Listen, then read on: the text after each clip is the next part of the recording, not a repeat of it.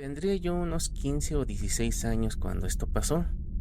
Mis primos y yo vivíamos esos meses en casa de mi abuela, en Morelos, en esa época en que uno todavía cree que las cosas que dan miedo son nomás cuentos y que jugar con ellas no tiene consecuencias. Por pura curiosidad compramos una tabla Ouija. La trajimos a la casa sin decirle a nadie. La subimos a uno de los cuartos de arriba y esa misma noche, ya tarde, nos juntamos los primos a jugar. Al principio no pasaba nada. El cursor se movía poquito, como dudando, y entre risas nerviosas nos turnábamos para preguntar cosas tontas. Con el tiempo empezó a juntar palabras, cosas que en ese momento nos parecían coincidencias, respuestas que más o menos cuadraban. Pero de repente algo cambió.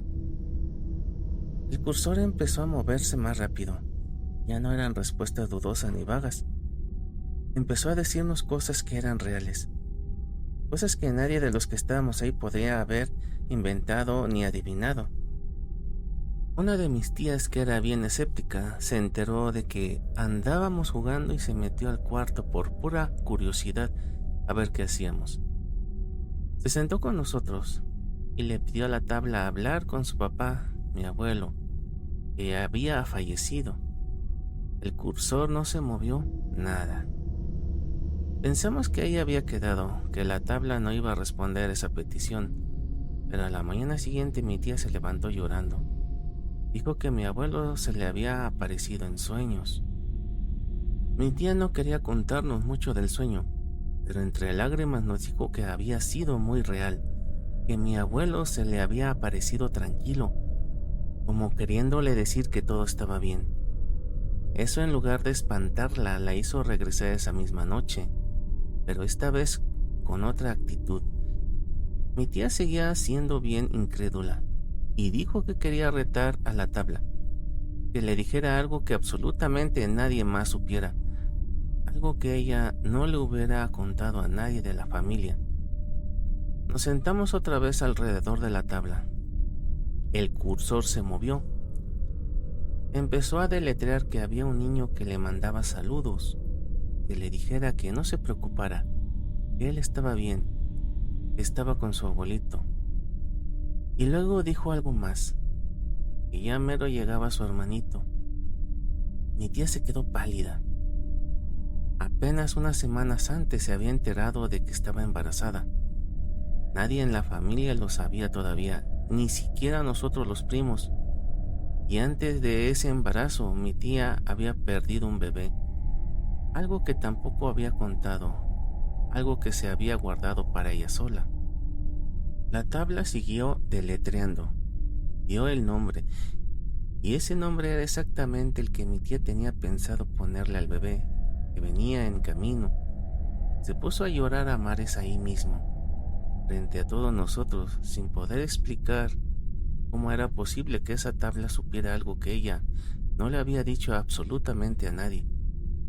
Esa noche dejamos de jugar, pero no guardamos la tabla. Pasaron varios días antes de que volviéramos a sacarla. Una noche, ya entrada la madrugada, alguien de nosotros tuvo la ocurrencia, la verdadera osadía, como digo yo ahora, de preguntarle a la Ouija sobre la existencia del diablo. El cursor respondió rápido. Nos dijo que, así como existe Dios, existe el diablo. Con la inmadurez que teníamos en ese momento, en lugar de dejarlo ahí, alguien preguntó si nos podía dejar sentirlo. La tabla nos ordenó cosas: que apagáramos las luces, que pusiéramos velas alrededor, que nos tomáramos todos de las manos y que bajo ninguna circunstancia nos soltáramos, pasara lo que pasara, y que repitiéramos en voz alta unas palabras que ella misma nos iba indicando, letra por letra, como un conjuro que se armaba poco a poco.